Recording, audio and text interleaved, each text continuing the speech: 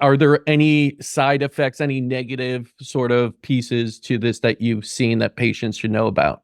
Yeah, I mean, so it's a provider only supplement. So I always Mhm. encourage patients to work with their providers on a one-on-one basis because we're all different. But the coolest part is that the side effects really are super mild, and the we are tracking and have been trying to be really on top of this. But transient cramping, if you have Mm. low motility, increases, it seems to increase motility. We don't have like the clinical claim data on that, but that's one of what we think is going on. And so sometimes people get a little bit more bowel movements, Mhm. which, if you already have too many, that's kind of a bummer. But if you don't have enough and it gets things moving, you see some transient cramping.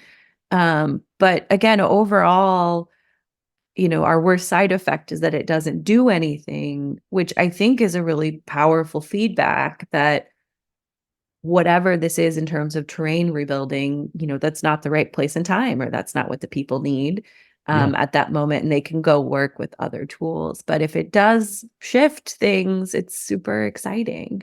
Yeah, no, we're super excited to get it started with at our center and utilize it in patients, and that's why, of course, I wanted to have you on discuss this further. I think that again, that advancement of taking something that seems novel that so many years ago we learned about through this kind of transplantation and being able to provide it through a supplement is really a great one, and we're excited to see where this goes, and of course share those results with you guys and continue to give it to more patients. Where can people learn more about ThaenaBiotic? You do a lot of like education too. I saw you utilize a lot of training about the microbiome, which I appreciate because yes, education is empowerment for patients that may not know much about this, but where can they learn more?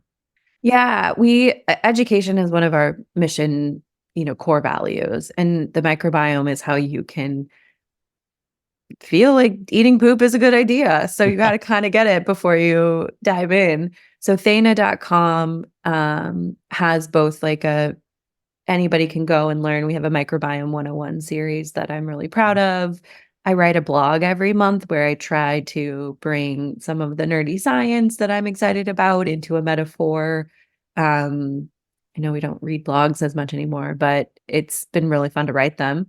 And then if you're a provider, you can log and become a provider, upload your license, and then we have over 30 hours of continuing ed on the provider side of microbiome and nutrition, microbiome and hormones. We do a conference every year, and we've been really intentional about building out that framework because this is a new organ system. We only discovered it in the 2000s. There's so Yeah. much to talk about. So much and so much still to learn, right? And Mhm. so much we're learning, but we only really learn through the experience and analysis of that Yeah. experience. So I'm hoping more and more people do learn about it. If you're listening right now, you may not be able to get it directly, but tell your practitioner if they don't know. Yes. But I didn't know about actually Dr. Ashley Solomon, who's a friend told me about who I'm working with on the West Coast. She's like, you should look into it. And that's how it happens, right? You learn about something, you bring it up to someone else, you take action, and then